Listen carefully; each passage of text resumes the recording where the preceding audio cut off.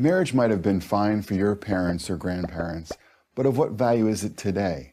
Isn't it, as more and more young people seem to be saying, just a piece of paper? Now, I don't like the way that they just use the word young people when they really mean men. I mean, you can say men. Women are not walking away from marriage. In fact, women are so desperate to be married that they're marrying themselves. It's men that are walking away from marriage. But of course, we can't acknowledge that. We have to kind of group everyone together as young people. But don't worry, this discounting of men will only get worse from here. Well, it turns out that piece of paper might be the most valuable thing you will ever own. It's not that marriage is just a piece of paper. It's that it provides absolutely no benefit to the man. If it were only a piece of paper, no one would care. It's worse than a piece of paper. It's a contract. A one-sided, biased, bullshit contract. But I will agree that it is the most valuable piece of paper that the woman will ever own, because it gives her lifetime access to the man's resources, whether she stays with him or not. Very valuable for the woman. Absolutely no benefit to the man. Take the case of Doug Talby. At age 18, Talby worked a minimum wage job operating a press at a factory in Indiana and lived in his parents' basement. I didn't have a care in the world, Talby says. I didn't even have any bills. But after marrying at 19 and having kids, Talby's perspective changed. I had to step up and think about others and start taking care of them. Now, the entire point of this story is that he needed a woman, he needed a family to motivate him to better himself. Now, I'm sure his parents were trying to get him to get a better job and get the hell out of their basement. But why did a wife and kids motivate him where his parents did not? And the answer is, his parents did not have the power to take him to court and rip his wallet out of his asshole, the way that a woman can. If a man knocks a girl up and decides to marry her, he is completely and utterly fucked. Now she can destroy his life in a way that no other person can. Talby quit his factory job and joined the Army, where he made significantly more money and received housing and health care paid for by the military. Whenever he saw a chance at promotion, he pursued it. It meant more money and benefits for himself and his family. Recently, in a bid to further boost his family's income, he left the Army to work as a finance manager at a car dealership. He's now pulling in 6 figures. Men who see no need to marry, or who are reluctant to marry until they make more money, could benefit from Talby's discovery. So of course this man, who now may or may not realize the shit he's put himself in by getting married, has to pursue higher income. But he's not better off. I mean, to say that, this is great, he's pursuing these jobs and he's making more money. He's not making more money for himself. He's making more money for his wife and children. I mean, think about it. Okay, so let's say Talby earned $50,000. But all of that was his. He got to keep it all after taxes and expenses. He got to keep all that money and live whatever lifestyle he wanted. Now with a wife and kids, yeah, maybe he's earning $100,000. So what? He's giving at least half of it to his wife. Probably another 25-30% to his kids. The rest is his, I guess, but he's not better off. He was better off before, when all that money was his. I mean, if you only earn 20-something% more, but you have to split it 2, 3, 4, 5 ways, you're not better off individually. You're worse off. Marriage has a transformative effect on the behavior, emotional health, and financial well-being of adults, especially men. Men who get married work harder and more strategically, and earn more money than their single peers from similar backgrounds. Marriage also transforms men's social world. They spend less time with friends and more time with family.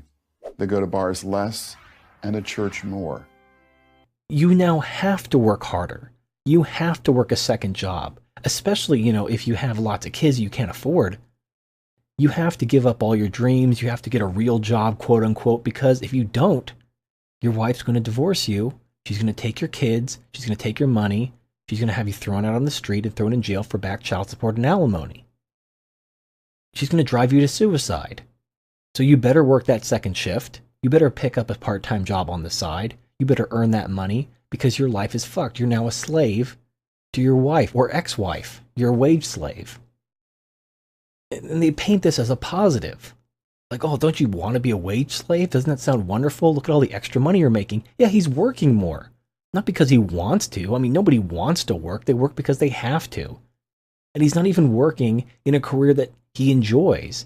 He's working because he desperately needs the money to maintain his family and avoid getting divorced and having his family stripped away from him because he was just a deadbeat that couldn't afford to take care of his kids.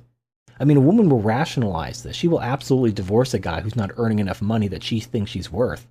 Take his kids away, put him on child support, watch him get thrown out of his house, live out on the streets, and then throw him in jail for back child support.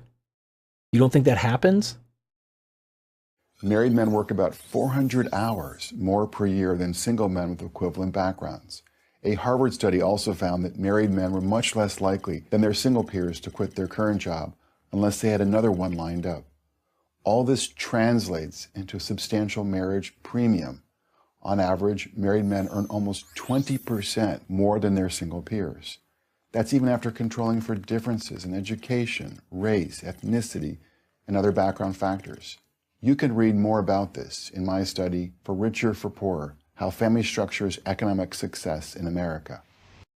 So married men work 400 hours more per year than single men. That's not a good thing. They're not earning more money for themselves, they're earning money for other people, and they're working more. They're giving up 400 hours a year that they could be spending doing what they want. They're not hanging out with their friends. They're not doing fun things. They're sacrificing their life for other people. Now, you may think that's noble, but that's not a benefit for the man. Under what circumstances is sacrificing your life for other people benefit you?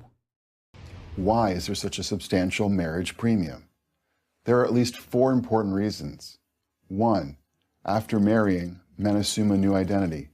Marriage is one of the last rites of passage into manhood remaining in our society, argues sociologist Stephen Knock.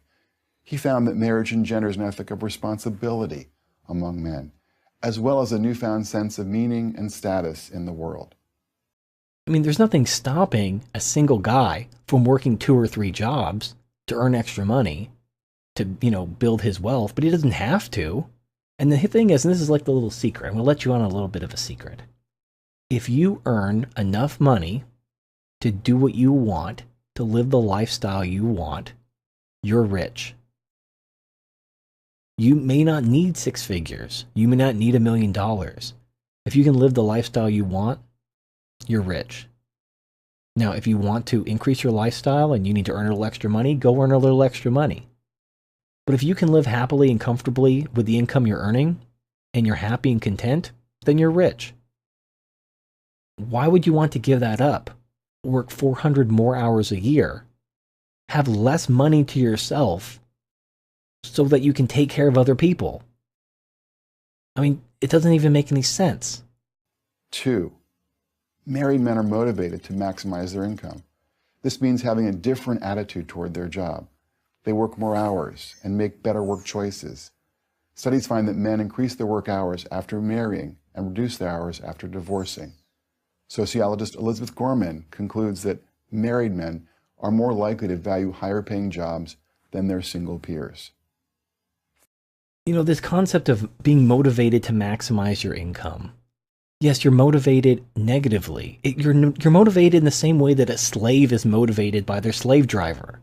They have a whip and they're ready to crack that on your ass. So you better do whatever they say. So you're motivated. That's not a good thing. Why would you volunteer to become a slave? Marriage, in essence, is a man choosing his slave master. Trying to be like, all right, which woman am I going to give this power over me, to enslave me, to force me to work, to provide for her? This government power through a marriage contract, which gives her guaranteed access to my resources. She could cheat on me. She could turn off the sex whenever she wants. There's nothing I can do about that. But then if she decides to leave for any or no reason, she gets the kids. She gets at least half your stuff. A lot of states will actually give her more than half. Just because, she's a stay-at-home. Oh, she deserves even more of your money. Why not? She has a vagina. That's all that matters. And if you can't afford it, if you can't afford to maintain a meager standard of living after she makes off with all your stuff and your kids and puts you on child support, who cares? You could go to jail, or you could live out of your car, or you could move back into your parents' basement. Aren't you glad you got married? You know, you got married so you wouldn't have to live in your parents' basement. Oh, and then your wife left you and you're moving back into your parents' basement because you can't afford to live alone because all your money's going to your ex-wife. What a wonderful rite of passage. 3. There is evidence that employers prefer and promote men who are married. Married men are often seen as more responsible and dedicated workers and are rewarded with more opportunities to advance. Now, I don't doubt that employers prefer married men. They're more easy to manipulate. You know, a single man who doesn't need the money, that makes enough money to live comfortably on his own, isn't going to put in those long unpaid hours with the hope of getting that promotion. He doesn't give a shit. He can walk away from the job whenever he wants. He's not going to put up with his boss's shit. He's not going to put up with the company's shit. So he's not an ideal employee. The ideal employee is a broken horse. A broken horse who will do what he's told. Again, is this a good thing? Is it a good thing to give a woman this kind of power over you, to break your spirit so that you're even easier to manipulate out in the rest of the world by other people? 4th and finally, married men benefit from the advice and encouragement of their wives, who have an obvious interest in their success. There is no better motivator than your spouse. You know, saying that married men benefit from the advice and encouragement of their wives is a very nice way of saying that wives nag their husband. It's kind of ironic. You know, when a man wants to do something, if a man sees that something needs to get done, he just does it. If he sees, you know, something in the house needs to be fixed, he'll fix it. But a woman just can't do it. She can't physically or mentally or whatever, she can't bring herself to just fucking do it. So what she does is she nags, and she nags and she nags until the man does it. And then she nags that it's not done right, or she nags that it took too long. Now, are you benefiting from the advice and encouragement of your wife? I mean, maybe things are getting done, aren't they? You're enslaving yourself. You're giving a woman overt power over your life, over your income. You're putting the state in your bedroom, where now they have the power to use the woman against you. The woman can destroy your life, and the government will be right there to enforce it. Why would you do that to yourself? Are you that unmotivated that you need a slave master to get you to get up and make something of yourself? Marriage is a clear path to a better life. It always has been, and now we have plenty of data to confirm it. But if you still don't believe me, just ask Doug Talby and millions like him. But in closing, if you want to talk to someone, don't talk to Doug Talby, who found the motivation to get a better job by getting married and having a gun pointed to him. Talk to the men in MGTOW, who've had their wallets ripped out of their ass in family court. Go to the graves of the men who killed themselves after they were unemployed and couldn't afford child support and faced jail. Talk to those men about how wonderful marriage is, how it really just helped them get a hold on their life and make their lives better. Ask them about the hundreds of hours they work extra each year to avoid going to prison because they owe so much child support or alimony and they got to move in with their parents. Go talk to them about how wonderful marriage was. You know what makes you happy.